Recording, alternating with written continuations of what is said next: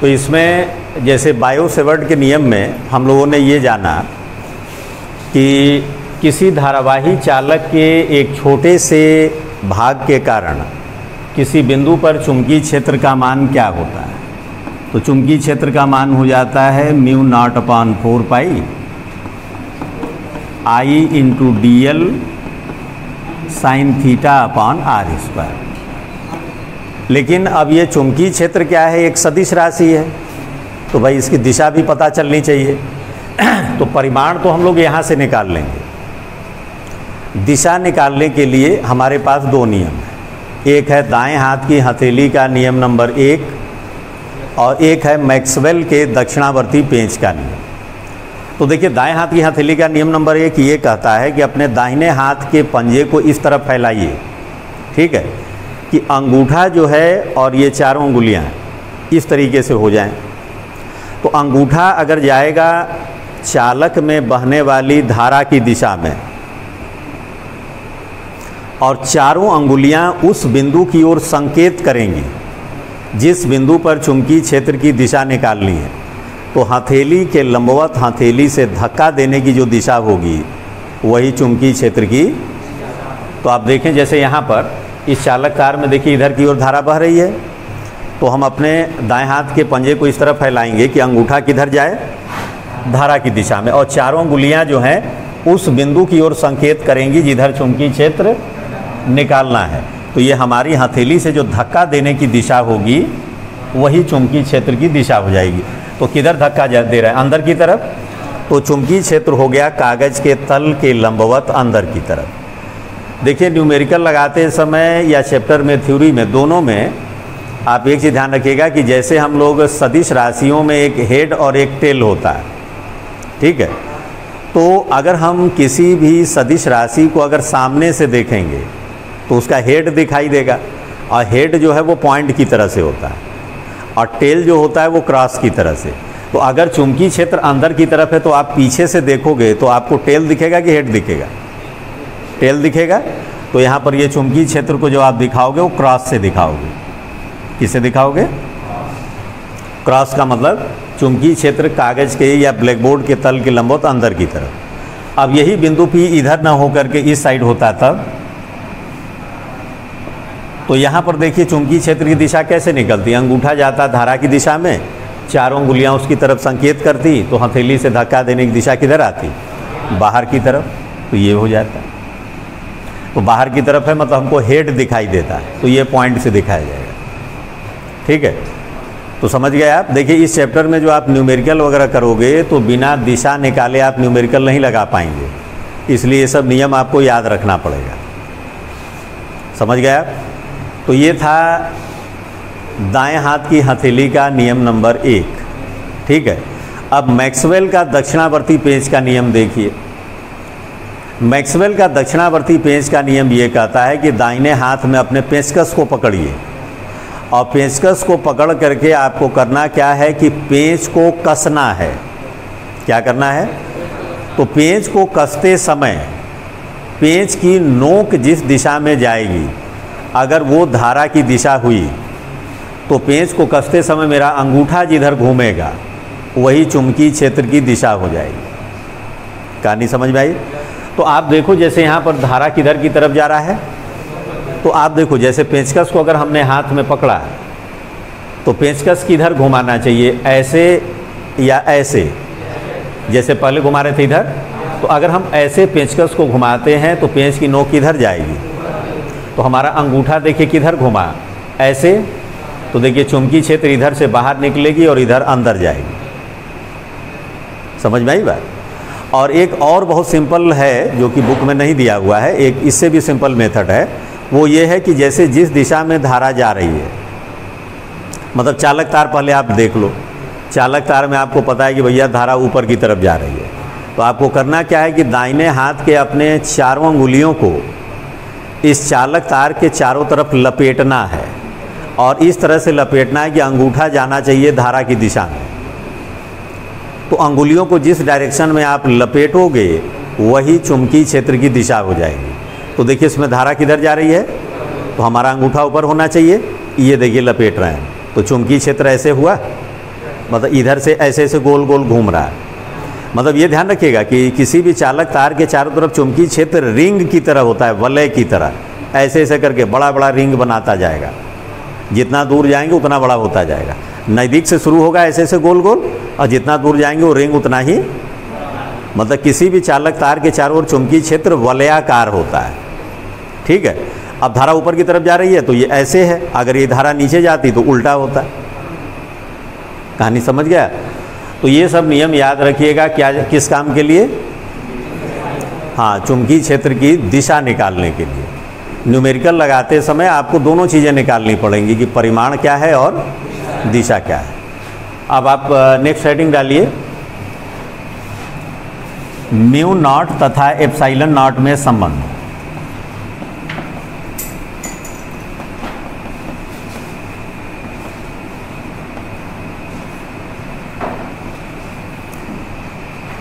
Mu naught तथा epsilon nought में संबंध। तो अभी आपने ये देखा कि म्यू नॉट अपॉन 4 पाई का मान होता है 10⁻⁻⁷। तो म्यू नॉट का मान हो जाएगा 4 पाई, लिखते चलिए, इंटू 10⁻⁻⁷ न्यूटन प्रति एम्पियर स्क्वायर। ये म्यू नॉट हो गया।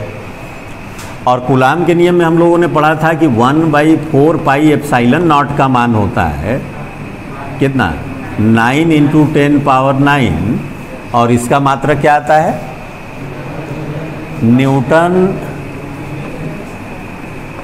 मीटर स्क्वायर प्रति कूलाम स्क्वायर। तो यहाँ से एप्सिलॉन नॉट का मान अगर हम निकालें तो एप्सिलॉन नॉट आपका आ जाएगा 1/4 पाई, एप्सिलॉन नॉट का मान 1/4 पाई, और ये बटे में आ गया 9 × 10⁻⁹ कूलाम स्क्वायर प्रति न्यूटन मीटर स्क्वायर।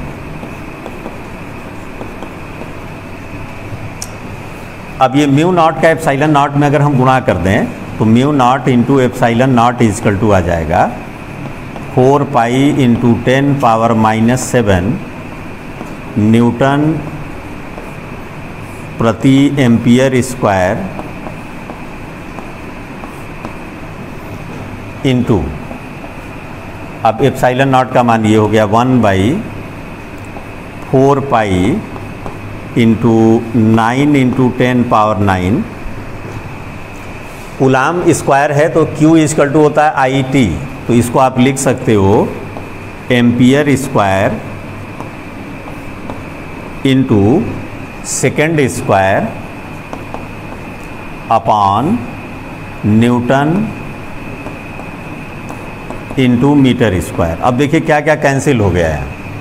देखिए ये एम्पियर स्क्वायर से एम्पियर स्क्वायर कैंसिल हुआ, ये न्यूटन से ये न्यूटन कैंसिल हो गया, 4 पाई से ये 4 पाई कैंसिल हो गया, 10⁻⁷ को अपॉन में ला दीजिए तो ये हो जाएगा 1/9 इंटू 9 और 7 हो गया 16, तो 9 × 10⁻16। और देखिए मीटर स्क्वायर है, सेकेंड स्क्वायर को बटे में ला दीजिए तो ये हो जाएगा मीटर स्क्वायर प्रति। अब आप ध्यान से देखिए तो हम इसको ये लिख सकते हैं 1/3 × 10⁸ मीटर पर सेकेंड का होल स्क्वायर। अब जरा याद करिए तो ये 3 × 10⁸ मीटर पर सेकेंड होता क्या है? निर्वात में प्रकाश का वेग, जिसको C से दिखाते हैं। तो अतः हम लोगों को ये मिल गया mu not into epsilon not is equal to हो गया 1/c²। लीजिए ये मिल गया काम की चीज़। यहाँ से c² निकालेंगे तो 1/म्यू नॉट इंटू एप्सिलॉन नॉट, तो c का मान आ गया 1/√,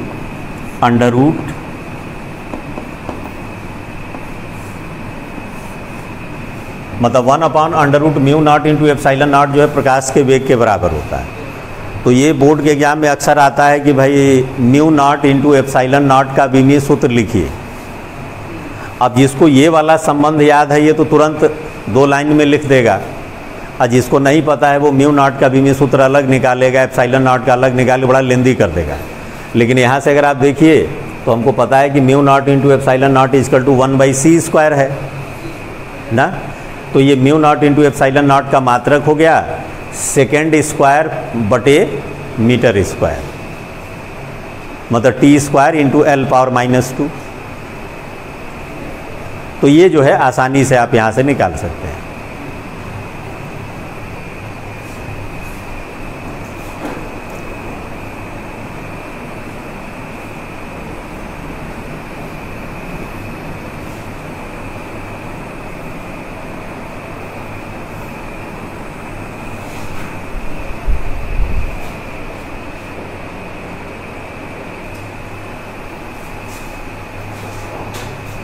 तो ये जो हम लोग वृत्ताकार धारावाही लूप के कारण उत्पन्न चुंबकीय क्षेत्र का मान ज्ञात करने जा रहे हैं, ये बोर्ड के एग्जाम में कई साल आया हुआ है, काफ़ी इंपॉर्टेंट है। और वैसे न्यूमेरिकल वगैरह में तो यूज होता ही है ये फार्मूला। लूप क्या है? मतलब लूप जो है किसी भी बंद आकृति को हम लोग लूप बोलते हैं। मतलब वैद्युत धारा जो है अगर किसी बंद आकृति के अंदर बह रही है, मतलब जहाँ से स्टार्ट हुई वहीं पहुँच गई, तो उसी आकृति को हम लोग क्या बोलते हैं? लूप बोलते हैं। अगर आपने वृत्त के शेप का बनाया हुआ है तो वृत्ताकार लूप हो गया, त्रिभुज के शेप का बनाया हुआ है त्रिभुजाकार लूप हो गया, आयत के शेप का बनाया हुआ है आयताकार लूप हो गया। तो इसमें देखिए प्रूफ कैसे होगा, जैसे मान लीजिए आपने ये वृत्ताकार लूप ले लिया,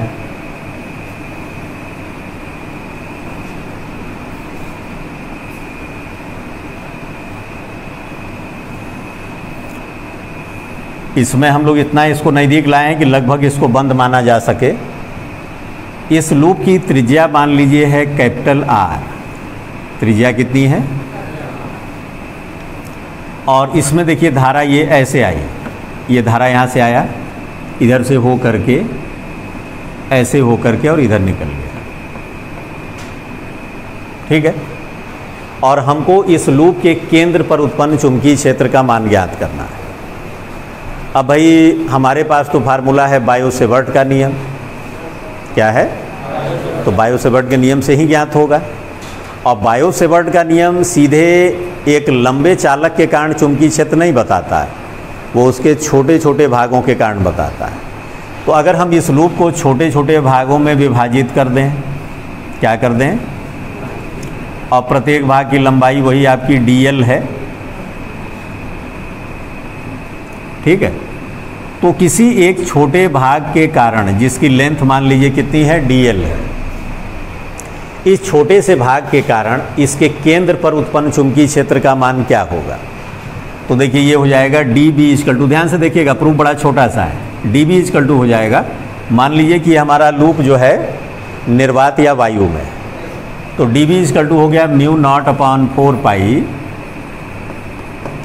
I dl इंटू साइन 90 क्यों हुआ भाई? तो आपको पता होगा कि त्रिज्या जो होती है, वृत्त की त्रिज्या जो होती है वो परिधि के लंबवत होती है। तो ये साइन 90 मतलब ये एंगल आप देखोगे तो ये 90 डिग्री मिलेगा अपॉन r²। तो ये हो गया mu naught upon 4 pi I into dl upon r²। ये तो हमने एक छोटे से भाग के कारण चुंबकीय क्षेत्र निकाला है, ठीक है।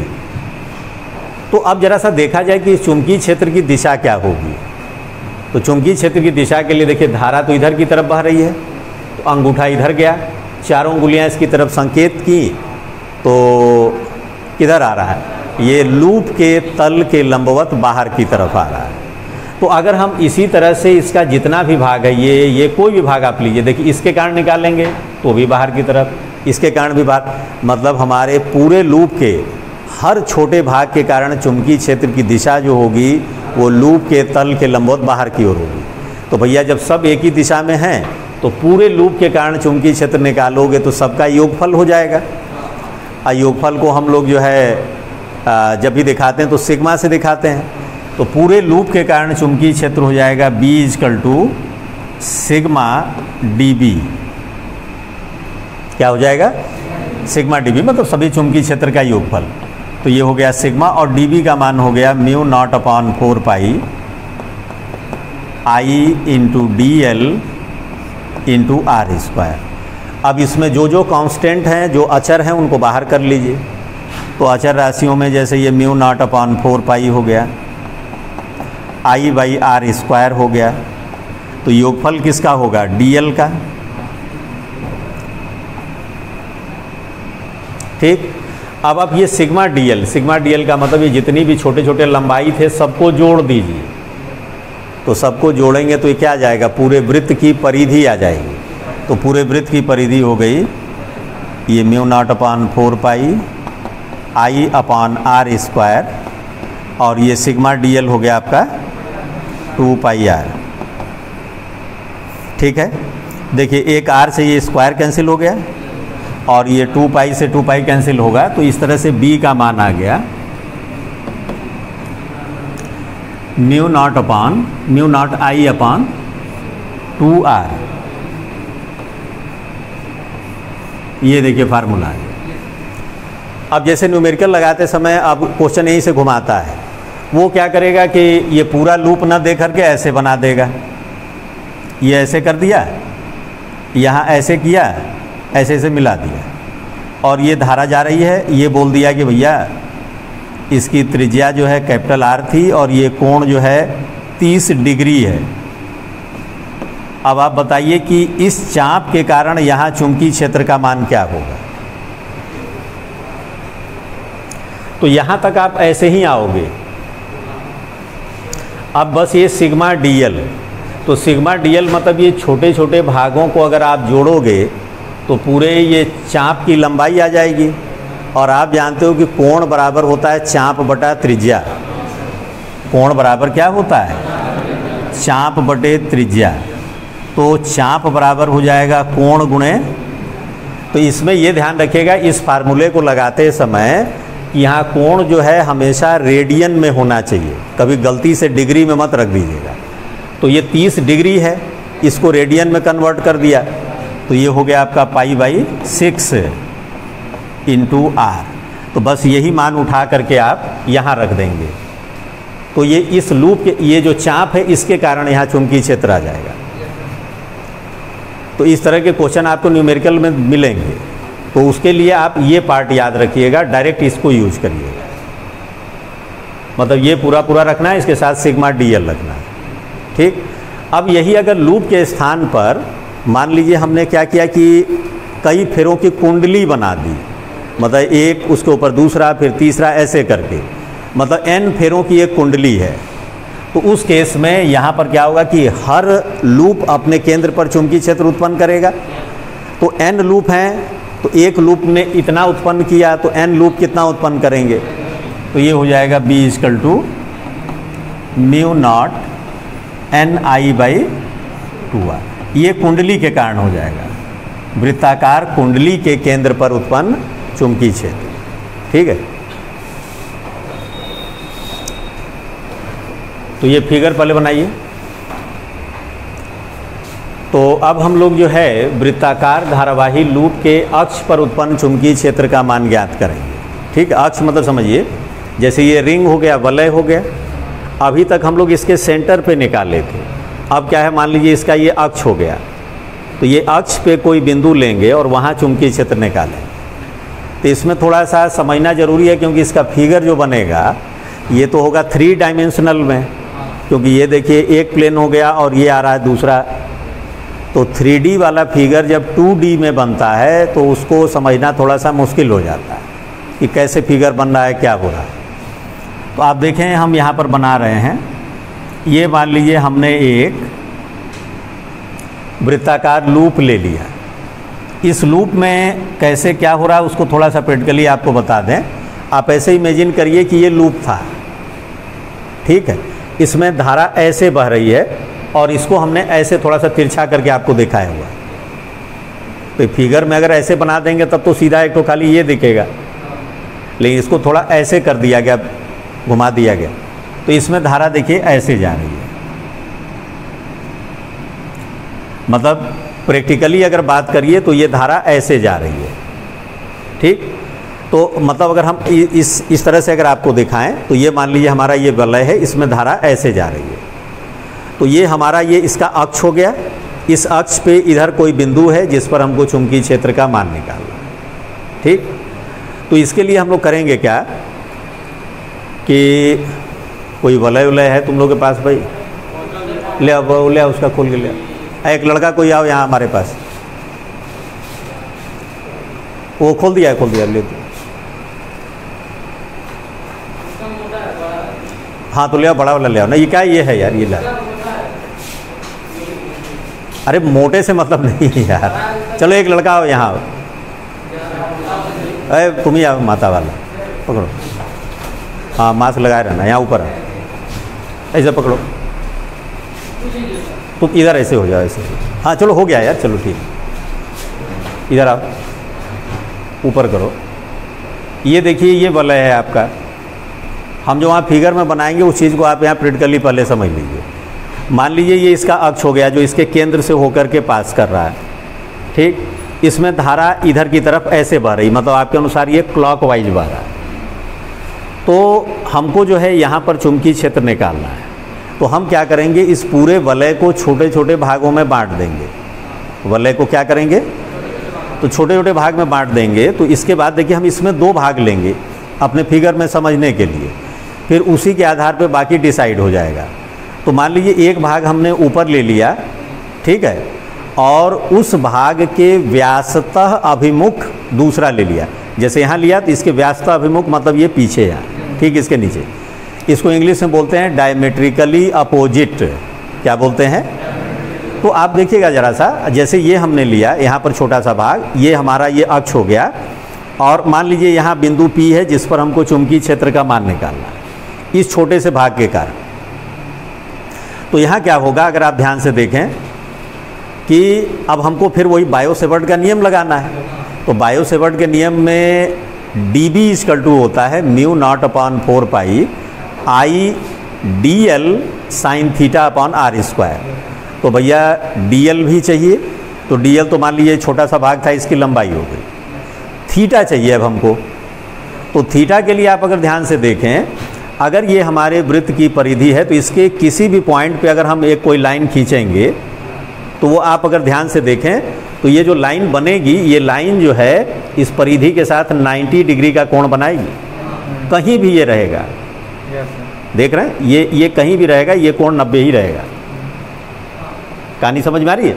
देखिए ये हमारा अक्ष को मिलाने वाली रेखा है कि भाई जिस बिंदु पर आप चुंबकीय क्षेत्र निकाल रहे हो, dl को उससे मिलाओगे ना, वही ना r का काम करेगा। तो ये जो लाइन है ये dl के साथ कितना कोण बनाएगा, तो ये कहीं भी आप खींचोगे ना तो 90 बनाएगा। तो थीटा तो यहाँ 90 हो गया भाई। अच्छा दूसरी चीज़ क्या हुई, अब I dl sin थीटा, तो थीटा हो गया 90, ये तो पता चल गया, अपॉन r²। तो r हमारा ये होगा, ये वाला डिस्टेंस r का काम करेगा।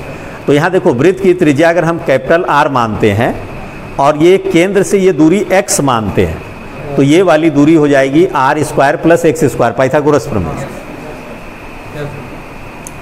तो ये वाली दूरी जो स्मॉल r से दिखाएंगे, स्मॉल r = हो जाएगा √ कैपिटल R² + x², पाइथागोरस प्रमेय से।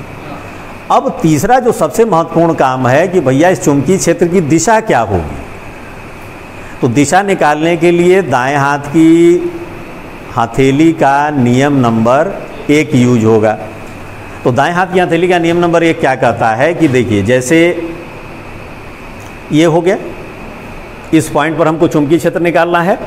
तो अब हमारा अगर धारा इधर की तरफ बह रहा है, ठीक, तो आप ऐसे दिखाओगे, देखो धारा इधर गया, 4 उंगलियां इसकी तरफ आई, तो चुंबकीय क्षेत्र जो है ये हमारे हथेली के लंबवत नीचे की ओर जाएगा। और अगर धारा इधर की ओर बह रही होती तो ये ऐसे आता है, ऐसे हम आपको सामने दिखाएं। ये देखिए ये हमारा अक्ष हो गया, ये हमारी परिधि है। तो परिधि में अगर धारा इधर की तरफ बह रही है तो हम अंगूठे को इधर करेंगे, 4 उंगलियां उस बिंदु की ओर संकेत करेंगी जिस पर चुंबकीय क्षेत्र निकालना है, तो हथेली के लंबवत। तो ये हथेली के लंबवत, ध्यान रखिएगा, इसके लंबवत कहीं भी, इसके लंबवत कहीं भी खींच दीजिए, इसी के लंबवत होना चाहिए। तो ये सारी चीज़ें हम लोग यहाँ पर दिखाएंगे। समझ में आई बात?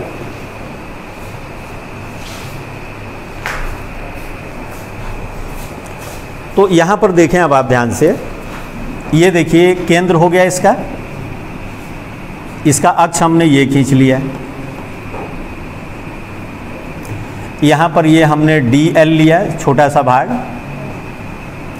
और इसके डायमेट्रिकली अपोजिट, व्यासतः अभिमुख एक दूसरा देखिए यहाँ ले लिया, ये भी DL है।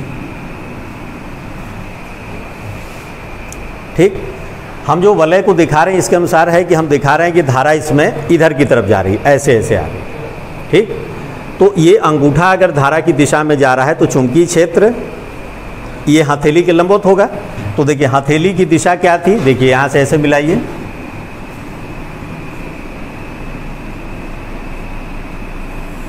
ये देखिए मिला, ये मेरी हथेली आ रही है। चुंबकीय क्षेत्र हमको यहाँ ज्ञात करना है, तो भैया ये पूरा हथेली की ही दिशा है ना, तो इसके लंबवत होगा, तो लंबवत बना दीजिए। ये कोण ध्यान रखिएगा ये 90 है, तो इसके कारण यहाँ चुंबकीय क्षेत्र की दिशा ये हो गई DB। तो इसमें अगर धारा इधर की तरफ जा रही है तो नीचे वाले में किधर जाएगी, अंदर की तरफ। तो भैया इसके कारण जब निकालोगे तो इसमें तो धारा जा रही है अंदर की तरफ, तो ये धारा ऐसे हो गया ना, और ये पॉइंट अब ये देखिए इधर आएगा ऐसे, तो इसके लंबवत।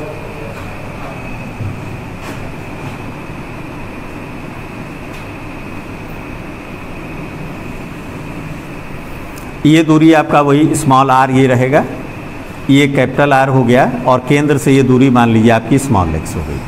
तो यहाँ चुंबकीय क्षेत्र की दिशा क्या होगी,